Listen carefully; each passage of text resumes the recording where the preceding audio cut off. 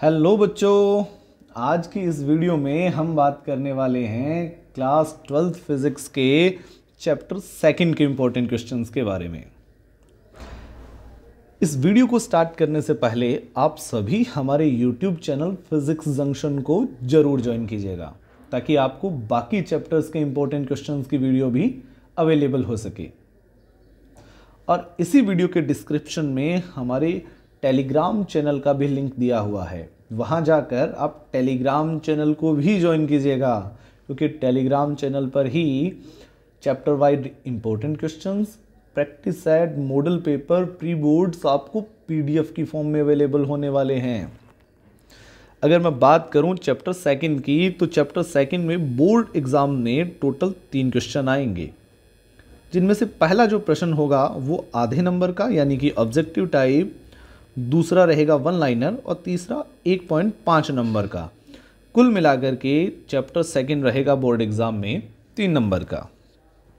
अब हम बात करते हैं पहले प्रश्न की कि विद्युत विभव का मात्रक क्या है, यानी कि यूनिट ऑफ इलेक्ट्रिक पोटेंशियल।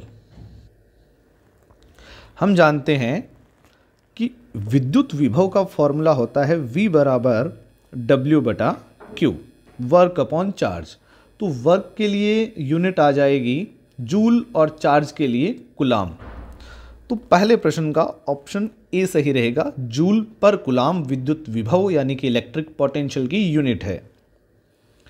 अगर सेकंड क्वेश्चन की बात की जाए, जब प्रोटॉनों को इलेक्ट्रॉनों के समीप लाया जाता है तो निकाय की स्थितिज ऊर्जा पर क्या प्रभाव पड़ेगा। देखिए, अगर प्रोटॉन को इलेक्ट्रॉन के पास में ले जाया जा रहा है, एक प्रोटॉन को दूसरे इलेक्ट्रॉन के पास में ले जाया जा रहा है, तो प्रोटॉन और इलेक्ट्रॉन एक दूसरे पर आकर्षण बल भी लगाएंगे। हम इन दोनों को पास में लाना चाहते हैं और ये तो खुद ब खुद पास आ रहे हैं, यानी कि इनको पास लाने का काम तो कौन कर रहा है, इनके बीच में लगने वाला अट्रैक्शन फोर्स ही काम कर रहा है। हमें अलग से तो कोई बल लगाना ही नहीं पड़ेगा। तो जब विपरीत प्रकृति यानी कि अपोजिट नेचर के चार्ज एक दूसरे के पास में लाया जाता है तो उनके बीच में लगने वाला अट्रैक्शन फोर्स ही उनको एक दूसरे के पास में ले आएगा। इस हिसाब से हम कह सकते हैं कि इनके बीच में जो स्थितिज ऊर्जा है वो क्या होगी, घटेगी यानी कि डिक्रीज होगी। और इसके अपोजिट तीसरे प्रश्न में अगर हम बात करें कि एक इलेक्ट्रॉन है और दूसरा इलेक्ट्रॉन है, या फिर इसकी जगह पर एक प्रोटॉन और दूसरा भी प्रोटॉन हो, हम जानते हैं कि ये दोनों एक दूसरे पर क्या लगाएंगे, प्रतिकर्षण बल लगाएंगे। भी इलेक्ट्रॉन इलेक्ट्रॉन प्रतिकर्षित होंगे, प्रोटॉन प्रोटॉन भी रिपल होंगे। और इनको हम क्या करते हैं, एक दूसरे के पास लाते हैं। तो हमें क्या करना पड़ेगा, उस प्रतिकर्षण बल के विरुद्ध में काम करना पड़ेगा, अपोजिट में वर्क करना पड़ेगा। तो इस हिसाब से इनके बीच में लगने वाली स्थितिज ऊर्जा, पोटेंशियल एनर्जी क्या हो जाएगी, इंक्रीज हो जाएगी यानी कि बढ़ेगी। चौथे प्रश्न में हम बात करते हैं कि निम्न में से कौन सा विद्युत विभव का मात्रक नहीं है। इलेक्ट्रिक पोटेंशियल की यूनिट कौन सी नहीं है। देखिए, इलेक्ट्रिक पोटेंशियल का फॉर्मूला था V = W/Q। W/Q से अगर यूनिट बनाएं तो जूल पर कुलाम तो यूनिट है इसकी, ये तो है। इसी को हम क्या बोल देते हैं, वोल्ट भी बोलते हैं। तो वोल्ट भी इसकी यूनिट हुई। अगर हम बात करें जूल की यानी कि वर्क की, वर्क क्या होता है बेटा, फोर्स इनटू डिस्प्लेसमेंट। तो W/Q को लिख सकते हो F × D/Q। यहाँ से हो जाएगा फोर्स के लिए न्यूटन, डिस्टेंस के लिए मीटर और चार्ज के लिए कुलाम, यानी कि ये वाली यूनिट भी है। तो फोर्थ प्रश्न का उत्तर होगा न्यूटन पर कुलाम इलेक्ट्रिक पोटेंशियल की यूनिट नहीं है। अगर हम बात करें फिफ्थ प्रश्न की कि विभव प्रवणता कैसी राशि है, पोटेंशियल ग्रेडियंट सदिश, अदिश या फिर प्रदिश राशि है। तो इलेक्ट्रिक पोटेंशियल ग्रेडियंट जो है वो एक वेक्टर क्वांटिटी है, सदिश राशि है। इसका सही उत्तर ऑप्शन ए रहेगा। नेक्स्ट क्वेश्चन है सिक्स्थ कि एक गोलाकार चालक की त्रिज्या 9 मीटर है तो इसकी धारिता क्या होगी। आपसे पूछा है radius of circular conductor is 9 metre, capacitance क्या होगी? बहुत सिंपल सा प्रश्न है सर। हम जानते हैं कि कोई गोलीय जो चालक होता है उसकी धारिता का सूत्र है C बराबर 4πε0 R। इसी को हम लिख सकते हैं कितना, R बटा K। R का मान आपको दे रखा है 9 मीटर, K का मान कितना होता है 9 × 10 की पावर 9। 9 से 9 कट गया, 10 की पावर -9। अब धारिता है, कैपेसिटेंस है, तो यूनिट कितनी आ जाएगी, फेरेड। इसका मतलब 6th प्रश्न का उत्तर है ऑप्शन डी। आगे वाला प्रश्न देखते हैं। 3 संधारित्रों को किस क्रम में जोड़ा जाए कि उनमें समान विभव पर संचित ऊर्जा अधिकतम हो? यानी कि in what order should 3 capacitor be connected so that the energy stored at same potential should be maximum? अब सर 3 संधारित्रों को आप किस क्रम में जोड़ोगे कि उनकी ऊर्जा अधिकतम हो? तो इसका जवाब होता है समांतर क्रम, क्योंकि C पैरेलल का अमाउंट ही आपको मिलेगा C1 + C2 + C3, यानी कि तीनों धारिताओं का योग तुल्य धारिता के बराबर होगा। तो जब आप समांतर क्रम यानी कि पैरेलल कॉम्बिनेशन में इनको जोड़ोगे तो आपको मैक्सिमम एनर्जी मिलने वाली है। 8वां प्रश्न है कि E बराबर 0 वाले विद्युत क्षेत्र में, E बराबर 0 वाले विद्युत क्षेत्र में विभव V का दूरी R के साथ परिवर्तन कैसा होगा? यानी कि ऐसा इलेक्ट्रिक फील्ड है जिसके लिए E 0 है, वहाँ पर वेरिएशन पूछा गया है किसका, पोटेंशियल V का, किसके साथ, डिस्टेंस के साथ, R के साथ। देखिए हम जानते हैं कि V = कितना होता है -dV/dr, पोटेंशियल ग्रेडियंट वाले डेफिनेशन से। अगर मैं कह रहा हूँ कि यहाँ पर E का अमाउंट ही 0 है तो सर -dV/dt कितना हो जाएगा, dr 0 हो जाएगा। और किसी भी क्वांटिटी का डिफ्रेंशिएशन, अवकलन कब 0 होता है, जब वो क्वांटिटी किसके इक्वल हो, नियतांक के इक्वल हो, यानी कि कांस्टेंट के इक्वल हो।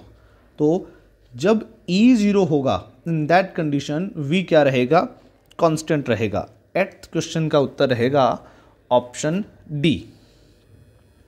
देखिए 9th कि विद्युत धारिता का मात्रक क्या है।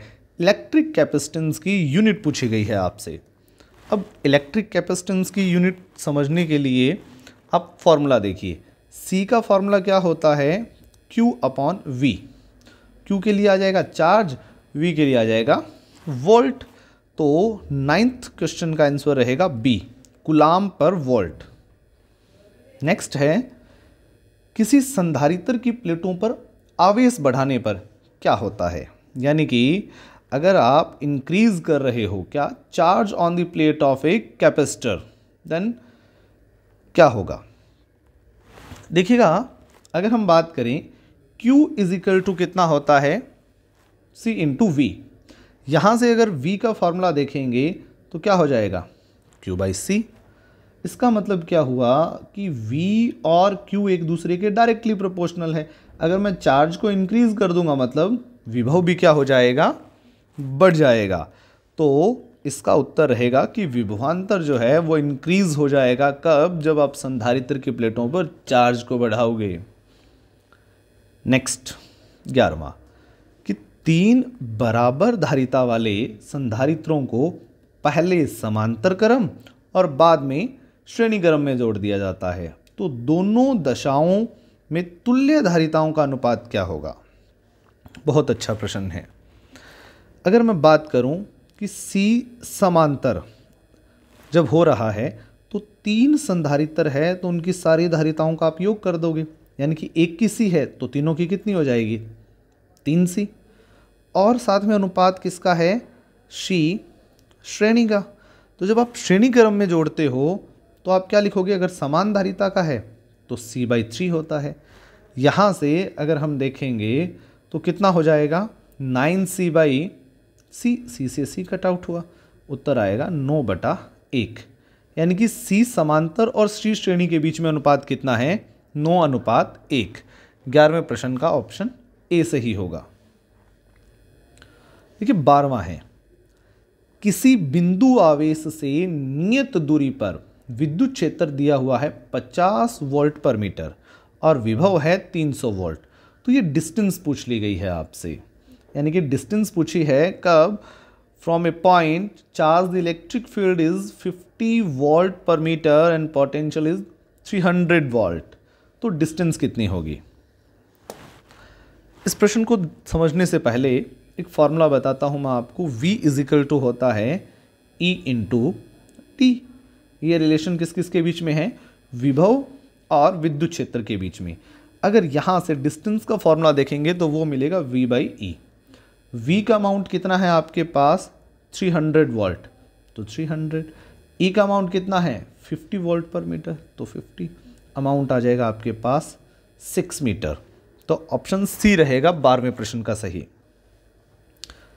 13वां जो प्रश्न है इसमें देखिए 3 संधारित्र हैं जिनकी धारिताएं 2, 4 और 8 माइक्रोफेरेड है। उनको पहले श्रेणी और फिर समांतर क्रम में जोड़ दिया जाता है।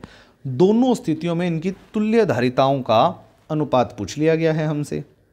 देखिए पहले श्रेणी क्रम में जोड़ना है, यानी कि श्रेणी क्रम के लिए अगर मैं देखूंगा सीरीज के लिए तो 1/CS का अमाउंट कितना होता है 1/C1 यानी कि 1/2 प्लस 1/C2 1/4 1/C3 तो 1/8। इसको अगर हम सॉल्व करेंगे तो 1/CS का अमाउंट आ जाएगा 7/8। तो CS इज इक्वल टू कितना मिला 8/7। अगर हम बात करें CP की, यानी कि अगर इन तीनों को हम समांतर क्रम में जोड़ दें, पैरेलल कॉम्बिनेशन में जोड़ दें, तो तीनों का योग हो जाएगा 2 + 4 + 8। ये कितना मिलेगा आपको बेटा 14 माइक्रोफेरेड में है। ये भी माइक्रोफेरेड में है। अब आपको CS/CP करके देखना है। बहुत सिंपल सा है, 8/7/14। ये 2 से कट आउट हुआ, ये 7 से, ये आ जाएगा आपके पास, ये 4 पर से और ये 7 से, तो 4/, आ जाएगा 49। इसका ऑप्शन रहेगा बी सही।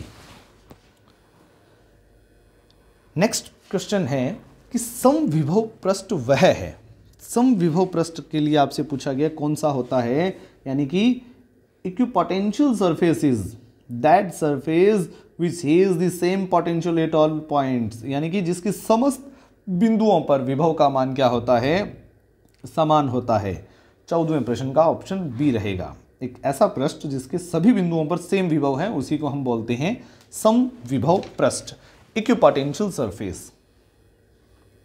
अगर हम बात करें 15वें प्रश्न की कि 2 माइक्रोफेरेड के 3 संधारित्र दिए हैं, 2 माइक्रोफेरेड के 3 संधारित्र हैं, उनको समांतर क्रम में अगर जोड़ दिया जाएगा तो तुल्य धारिता कितनी होगी। अभी हमने बात की थी समांतर क्रम तो CP से डिनोट करेंगे, यानी कि पैरेलल कॉम्बिनेशन की बात हो रही है यहाँ पर। अब 3 कैपेसिटर्स हैं, उनको पैरेलल कॉम्बिनेशन में जैसे ही ऐड किया तो 2 microfarad plus 2 microfarad plus 2 microfarad कितना आ जाएगा 6 माइक्रोफेरेड। तो 15वें प्रश्न का रहेगा ऑप्शन बी। नेक्स्ट देखिए समविभव पृष्ठ में से पारित फ्लक्स हमेशा कैसा होता है, यानी कि the flux passing through a equipotential surface is always. जो समविभव पृष्ठ है उससे फ्लक्स जो है वो हमेशा पृष्ठ के लंबवत निकलता है, is perpendicular on the page. Option A रहेगा 16वें प्रश्न का। 17वां है कि एक प्रोटॉन से 0.5 एंगस्ट्रॉम दूरी पर विद्युत विभव का मान बताओ। वैल्यू ऑफ इलेक्ट्रिक पोटेंशियल कहाँ, it distance of 0.5 angstrom from A proton. अगर आपको प्रोटॉन दिया है तो सर प्रोटॉन का आपको पता होना चाहिए क्या चीज़, चार्ज। चार्ज ऑफ प्रोटॉन कितना होता है 1.6 × 10⁻⁻19 कूलम। अब एक यहाँ है प्रोटॉन, इस प्रोटॉन से r डिस्टेंस पर कोई पॉइंट P है और वहाँ पर आपको V कैलकुलेट करना है। तो फार्मूला क्या होगा V का, V इज इक्वल टू होता है KQ/R। अमाउंट ऑफ K कितना होता है 9 × 10⁻9 इंटू Q का अमाउंट कितना, जो कि चार्ज आपको दे रखा है 1.6 × 10⁻⁻19 अपॉन कितना आ जाएगा डिस्टेंस आपको बताई हुई है 0.5 एंगस्ट्रॉम है, तो मीटर में कन्वर्ट कर लेंगे कुछ ऐसे। इसे हमने सॉल्व किया तो रिजल्ट मिला 28.8 वोल्ट। ऑप्शन रहेगा डी इसका सही आंसर रहेगा। यहाँ पर ऑप्शन 28.8 वोल्ट है। नेक्स्ट देखिएगा 18वां प्रश्न कि कम से कम 2 माइक्रोफेरेड धारिता वाले कितने संधारित्र जोड़ें कि हमें 5 माइक्रोफेरेड धारिता मिल जाए। How many capacitors having at least 2 microfarad capacitance will given 5 microfarad capacitance.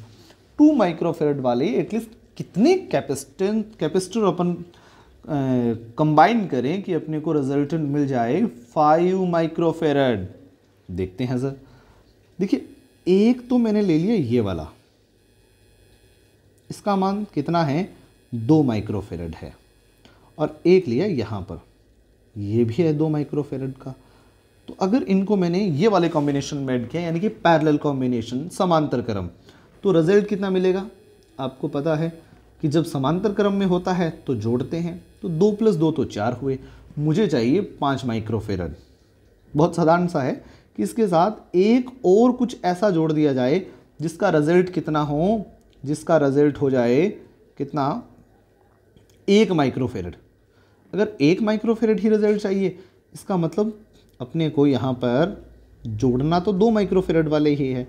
मैं 2 माइक्रोफेरेड के 2 संधारित्र लेता हूँ, ये भी 2 माइक्रोफेरेड है और ये भी 2 माइक्रोफेरेड है, पर मैंने इनको जोड़ा कौन से क्रम में है, श्रेणी क्रम में।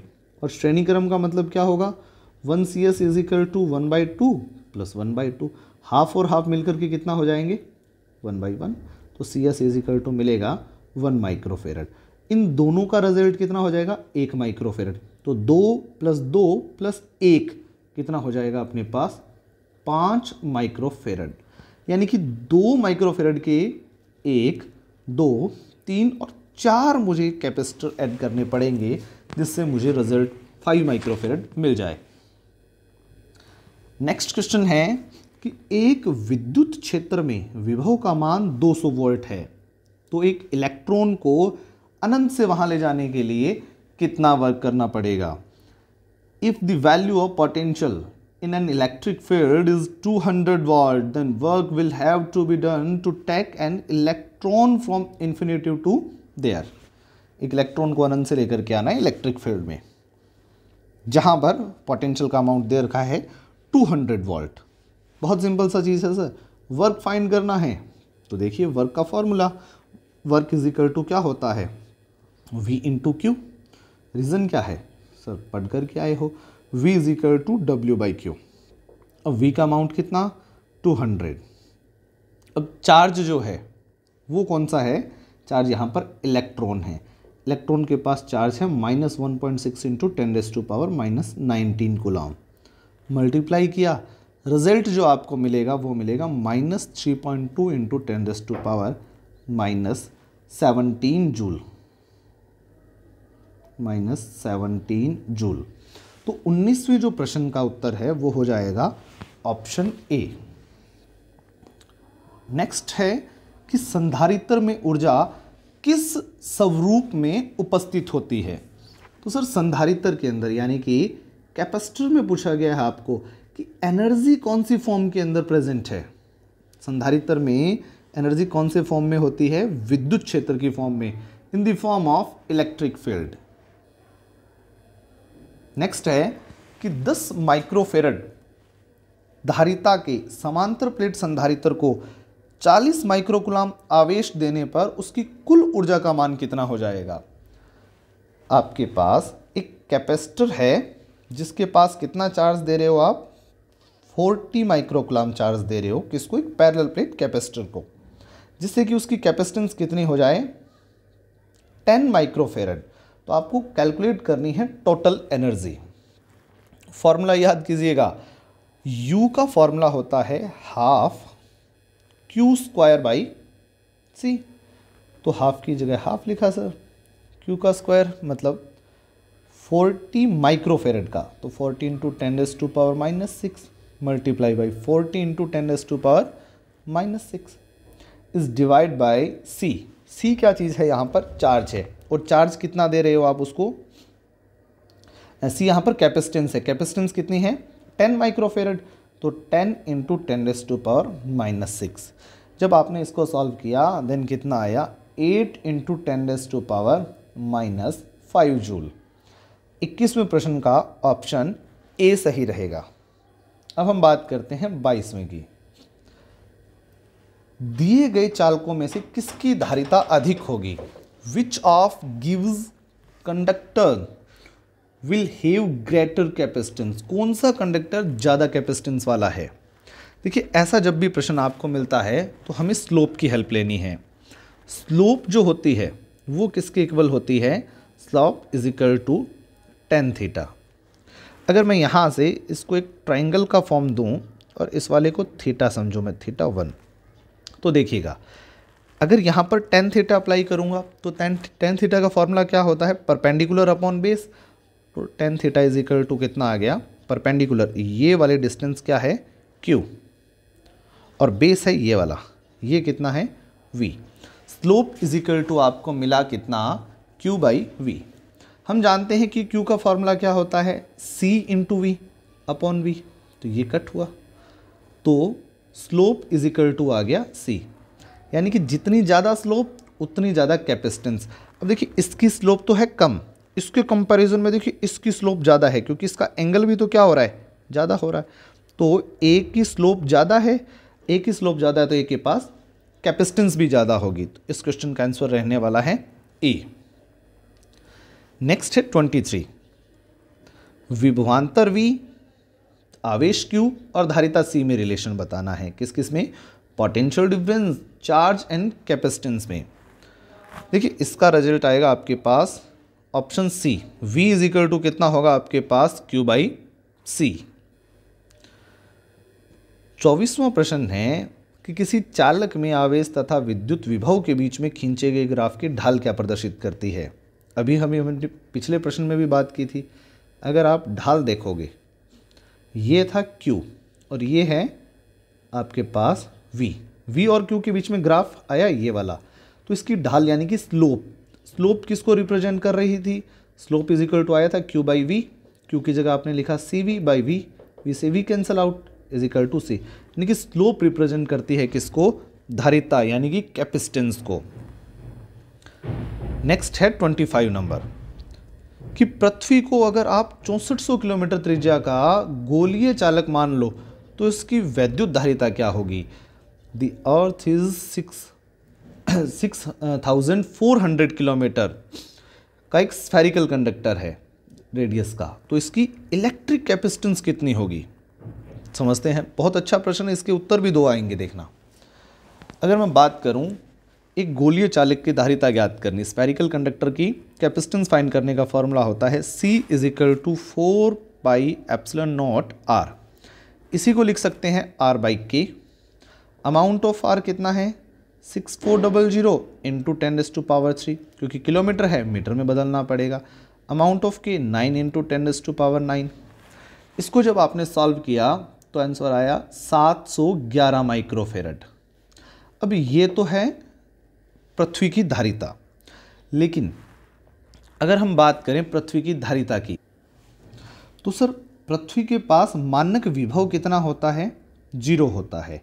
और धारिता फाइंड करने का फॉर्मूला क्या होता है? Q by V। तो Q बाई कितना हो जाएगा? 0। इसका मतलब पृथ्वी की धारिता कितनी ली जाती है? अनंत भी ली जाती है। तो ऑप्शंस तो देखिए दोनों सही हो रहे हैं, लेकिन यहाँ पर त्रिज्या का आपको बता रखा है कि पृथ्वी को इतनी त्रिज्या का गोला मान करके बात करनी है, तो फिर हम यही वाला त्रिज्या वाला फॉर्मूला लगाएंगे, रेडियस वाला, और आंसर आएगा 711 माइक्रोफेरेड। अब बात करते हैं 26वें प्रश्न की कि किसी गोलीय चालक की धारिता का मान किसके समानुपाती होता है? तो बात है C is equal to 4πε0 R होता है गोलीय चालक की धारिता का सूत्र। तो C समानुपाती डायरेक्टली प्रोपोर्शनल होता है R के। नेक्स्ट है 2 संधारित्र जिनकी धारिताएं C1 और C2 है, यदि उन्हें समान आवेश दे दिया जाए तो इनमें संग्राहित ऊर्जाओं का अनुपात कितना होगा? equal charge is given to two capacitor of capacitance C1 and C2, then the ratio of stored energy will be। बहुत अच्छा प्रश्न है, क्योंकि फॉर्मूला आपको याद करना है। आपके पास U का फॉर्मूला क्या था, U is equal to half Q square by C, यानी कि U और C के बीच में रिलेशन कैसा है, U जो है वो व्युत्क्रमानुपाती है C के। तो जब मैं बात करूंगा U1 की, वो अमाउंट आएगा 1/C1, और दूसरे के लिए ऊर्जा निकालूंगा तो वो आएगा 1/C2। हमें निकालनी है ऊर्जाओं का अनुपात U1/U2 का, तो इसका कितना आ जाएगा, C2 गया ऊपर, C1/C1, तो U1 रेशो U2, ये कितना मिलेगा हमें, C2 ratio C1। Option A रहेगा 27 नंबर क्वेश्चन का आंसर। नेक्स्ट है कि एक आवेशित संधारित्र की दोनों प्लेटों को एक तार से जोड़ दिया जाए तो क्या फर्क पड़ेगा, यानी कि if both plate of a charge capacitor are connected by a wire, तो सर होगा क्या, वहां पर शॉर्ट सर्किट हो जाएगा, जिससे क्या होगा, संधारित्र निरावेशित हो जाएगा, यानी कि डिस्चार्ज हो जाएगा कैपेसिटर। 29 नंबर, समांतर प्लेट संधारित्र की धारिता कम करना चाहते हो तो प्लेटों के बीच रिक्त स्थान पर क्या करेंगे, यानी कि to decrease the value of capacitance, capacitance decrease करनी है किसकी, पैरेलल प्लेट कैपेसिटर की, तो जो स्पेस है प्लेट्स के बीच में वहां क्या करोगे। देखिए आपको ये रिलेशन पता होना चाहिए, रिलेशन क्या होता है, C is equal to epsilon naught A/D। अगर आपको कैपेसिटेंस कम करनी है तो बीच का स्पेस को इंक्रीज करना पड़ेगा। तो देखिए इंक्रीज करने वाली बात तो यहाँ भी हो रही है और यहाँ भी हो रही है, बट अगर आप C को डिक्रीज करना चाहते हो तो आपको एरिया भी डिक्रीज करना पड़ेगा, तो यहाँ पर एरिया कम हो रहा है, ऑप्शन सी हो जाएगा कि भी बीच के स्पेस को इंक्रीज कर दो और प्लेटों के एरिया को डिक्रीज कर दो। 29 नंबर क्वेश्चन का ऑप्शन है सी। नेक्स्ट है विद्युत क्षेत्र तथा विद्युत विभव में संबंध, relation between electric field and electric potential. इन दोनों के बीच में जो सही रिलेशन है वो है E vector is equal to minus dV/dr, और यही रिलेशन है किस किस के बीच में, विद्युत क्षेत्र और विद्युत विभव के बीच में। इसके बाद में हम बात करते हैं बेटा वन लाइनर क्वेश्चंस की। फर्स्ट क्वेश्चन कैसा है कि विद्युत विभव अदिश राशि है या फिर सदिश, इलेक्ट्रिक पोटेंशियल इज स्केलर और वेक्टर। तो विद्युत विभव जो है वो अदिश राशि है, कौन सी राशि है, अदिश, बोले तो स्केलर क्वांटिटी है। नेक्स्ट प्रश्न है कि विद्युत विभव क्या है और इसकी यूनिट और डायमेंशनल फॉर्मूला भी बताना है इलेक्ट्रिक पोटेंशियल का। देखिए जब कोई भी टेस्ट चार्ज है आपके पास, टेस्ट चार्ज को किससे डिनोट करते हो, इन्फिनेटिव से। इस टेस्ट चार्ज को कहाँ से, अनंत से, अनंत से कहाँ तक लाया जाए, ये है आपके पास कोई विद्युत क्षेत्र, इलेक्ट्रिक फील्ड, विद्युत क्षेत्र। एक टेस्ट चार्ज क्यू नोट को अनंत से विद्युत क्षेत्र के किसी भी बिंदु तक लाने में जो कार्य करना पड़ रहा है, और इस परीक्षण धनावेश क्यू नोट का अनुपात ही क्या कहलाता है, विद्युत विभव कहलाता है। V is equal to W/Q note होता है, तो इसकी यूनिट क्या हो जाएगी, जूल बाई कूलाम, और इसका डायमेंशनल फॉर्मूला कितना हो जाएगा, M1L2T-3 और A-1, ये हो जाएगा इसका डायमेंशनल फॉर्मूला, यानी कि वीमा। अब एक इलेक्ट्रॉन वोल्ट की डेफिनेशन पूछ रखी है तीसरे प्रश्न में, क्या होती है कि एक वोल्ट विभवांतर से त्वरित इलेक्ट्रॉन द्वारा प्राप्त ऊर्जा को क्या कहते हैं, ऊर्जा को एक इलेक्ट्रॉन वोल्ट कहते हैं। और एक इलेक्ट्रॉन वोल्ट का जो अमाउंट है जूल में वो कितना होता है, 1.6 गुणा 10⁻⁻19 कूलाम होता है। फिर एक प्रश्न ये भी पूछ लिया जाता है कि एक इलेक्ट्रॉन मात्रक किसका है? ये किसका मात्रक है? ये है विद्युत स्थितिज ऊर्जा का। इलेक्ट्रो पोटेंशियल एनर्जी की यूनिट है कौन चीज़? Electron volt. इसके रिलेटेड 3 प्रश्न हैं। एक तो आपसे परिभाषा पूछी जा सकती है, एक इलेक्ट्रॉन वोल्ट में कितने जूल होते हैं ये पूछा जा सकता है, इलेक्ट्रॉन वोल्ट में कितने जूल है, और विद्युत स्थितिज ऊर्जा का ये मात्रक होता है। नेक्स्ट देखिए प्रश्न है कि एक इलेक्ट्रॉन और एक प्रोटॉन समान विभव से त्वरित हैं, इसमें से किसका वेग ज़्यादा होगा? एक इलेक्ट्रॉन और एक proton accelerated by same potential, whose velocity is greater in this. क्योंकि v जो होती है वेलोसिटी, वो क्या होती है? वो व्युत्क्रमानुपाती होती है किसके? द्रव्यमान के। तो जिसका द्रव्यमान क्या होगा? कम होगा, उसी की वेलोसिटी क्या होगी? ज़्यादा होगी। अब आपको पता है क्योंकि इलेक्ट्रॉन का जो द्रव्यमान है वो क्या है? कम होता है किससे?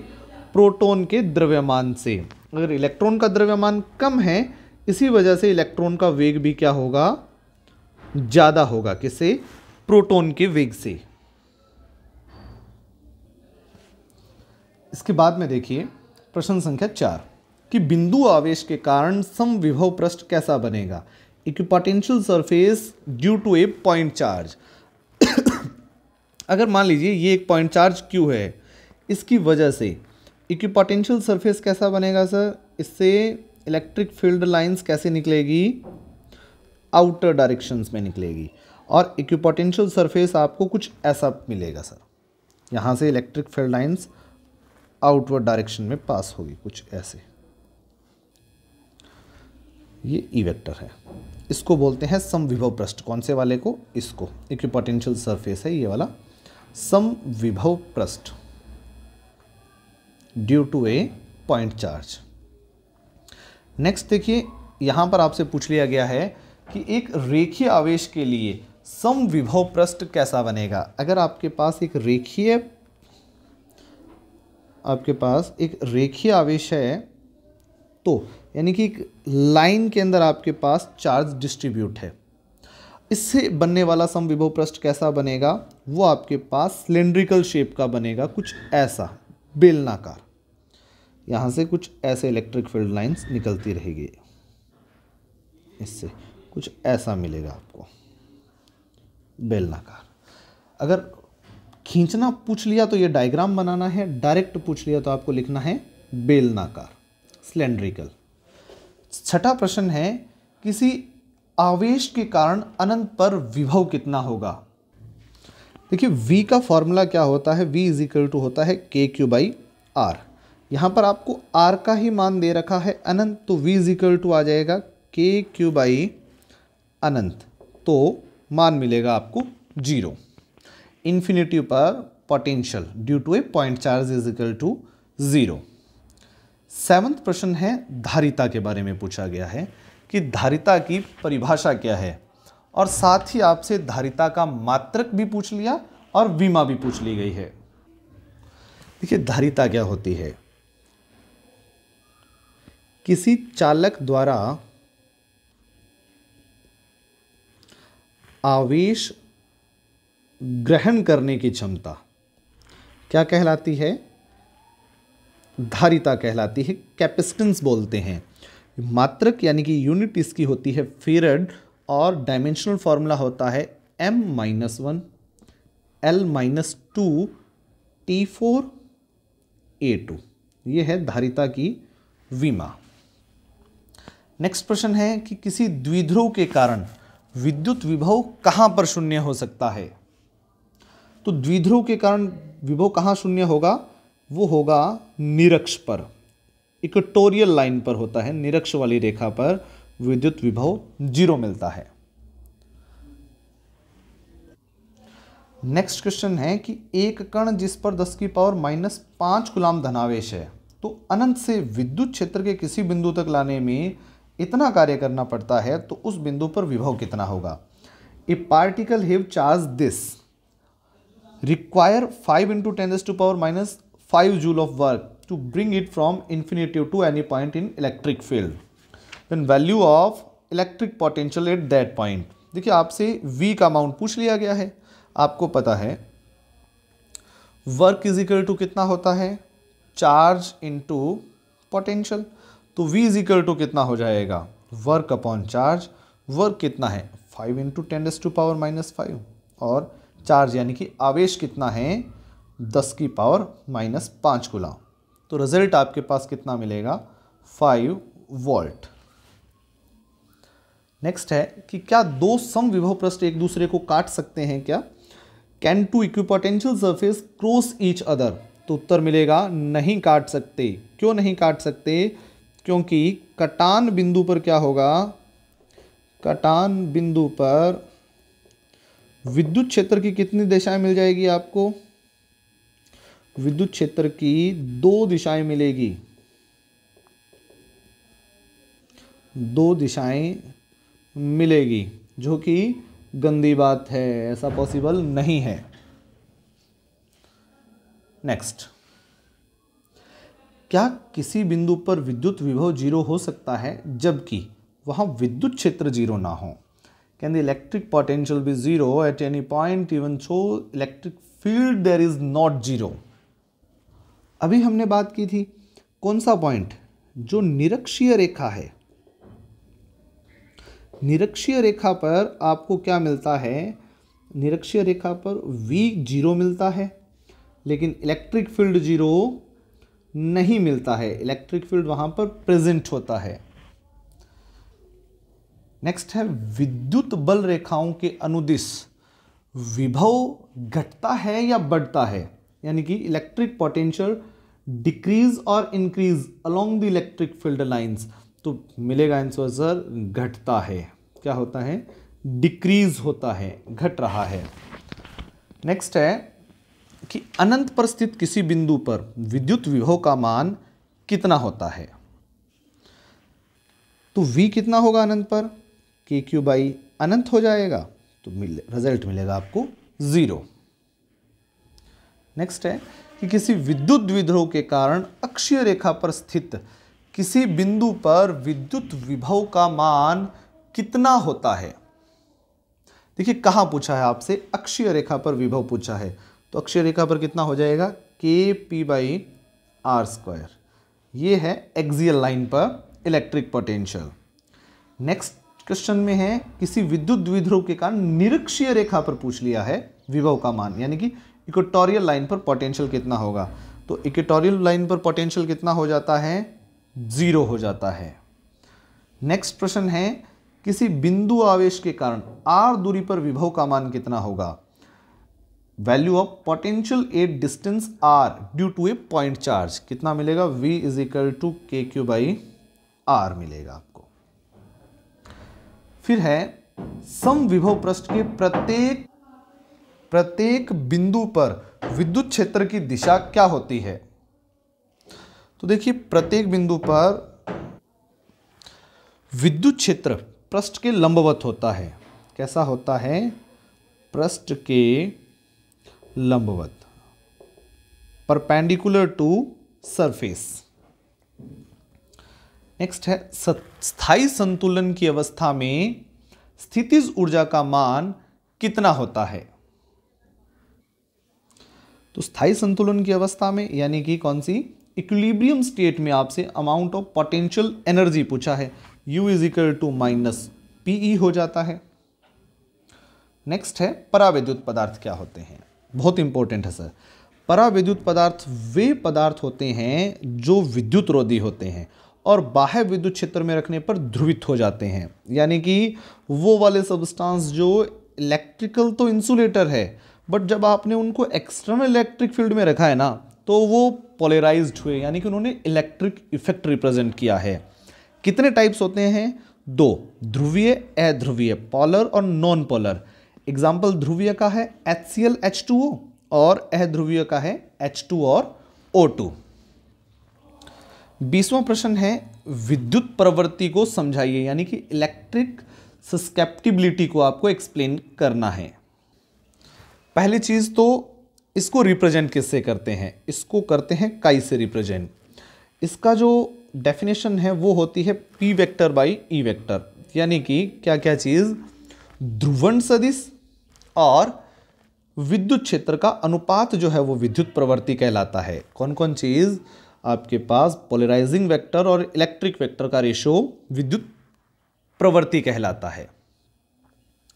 नेक्स्ट है, किसी चालक की धारिता का मान किन कारकों पर निर्भर करता है?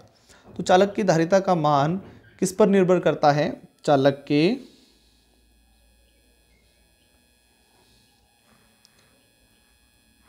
आकार, आकृति और चारों ओर के मीडियम, माध्यम और चालक के आसपास अन्य चालक की उपस्थिति पर भी निर्भर करता है। कौन चीज? चालक की धारिता।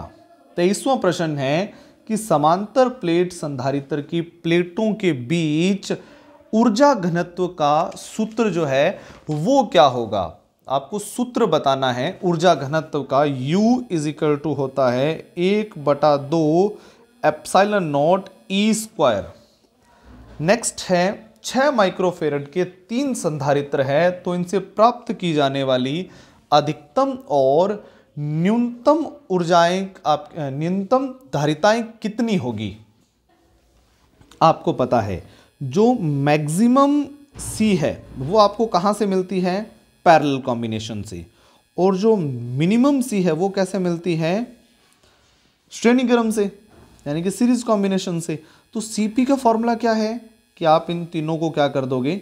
जोड़ दोगे, आपको मिल जाएगा 18 माइक्रोफेरेड। बट Cs के लिए क्या है? 1/Cs = होता है इनके रेसिप्रोकल का सम। यह आपके पास आ जाएगा 6, ऊपर आया 3, यह आया 1/2। Cs = कितना हो जाएगा आपके पास? 2 माइक्रोफेरेड। तो मैक्सिमम कितना मिला आपको? 18 माइक्रोफेरेड। मिनिमम कितना मिला आपको? 2 माइक्रोफेरेड। फिर है किसी धातु का पराविद्युतांक, यानी कि dielectric constant of a metal कितना होता है? अनंत होता है। फिर है किसी समांतर प्लेट संधारित्र में प्लेटों का क्षेत्रफल अगर आधा कर दिया जाए तो धारिता कितनी हो जाएगी? देखिए, जब आपने समांतर प्लेट संधारित्र की प्लेटों का क्षेत्रफल ही कम कर दिया है तो धारिता पर क्या प्रभाव पड़ेगा? क्योंकि धारिता है वो क्षेत्रफल की क्या होती है? समानुपाती। क्षेत्रफल कम किया, धारिता भी कम हो जाएगी। क्षेत्रफल आधा किया तो धारिता भी पहले की तुलना में आधी ही हो जाएगी। कि 2 बिंदु आवेशों के निकाय की स्थितिज ऊर्जा का व्यंजक लिखो। क्या चीज? Potential energy of A system of 2 point charge U = KQ1 Q2/R। इस प्रश्न का उत्तर रहेगा। फिर आते हैं लघुतरात्मक प्रश्न, यानी कि वो क्वेश्चंस जो कितने नंबर के रहेंगे? 1.5 मार्क्स के रहने वाले हैं। कुछ इंपॉर्टेंट प्रश्न की बात कर रहा हूं मैं। पहला, बिंदु आवेश के कारण विद्युत विभव का व्यंजक एग्जाम में आ सकता है, यानी कि expression for the electric potential due to a point charge. फिर एक प्रश्न आएगा कि 3 संधारित्रों का श्रेणीक्रम या समांतर क्रम संयोजन हेतु तुल्य धारिता का व्यंजक प्राप्त करो। Drive the formula of equivalent capacitance for series और पैरेलल कॉम्बिनेशन ऑफ 3 कैपेसिटर। ये दोनों भी इंपॉर्टेंट है, समांतर और श्रेणीक्रम संयोजन किसका? संधारित्रों का। फिर एक इस टाइप का न्यूमेरिकल आ सकता है आपको। कैसा? कि आपको 2 पॉइंट A और B के बीच में तुल्य धारिता का मान पूछ लिया जाएगा। यहां पर क्या होगा? ये वाले दोनों संधारित्र कौन से हैं? श्रेणीक्रम में। ये वाले दोनों भी श्रेणीक्रम में। इन दोनों का रिजल्ट आपको 1 माइक्रोफेरेड मिलेगा, इन दोनों का भी आपको 1 मिल जाएगा। फिर दोनों किस में हो जाएंगे? समांतर क्रम में। और आपको एट द एंड रिजल्ट कितना मिल जाएगा?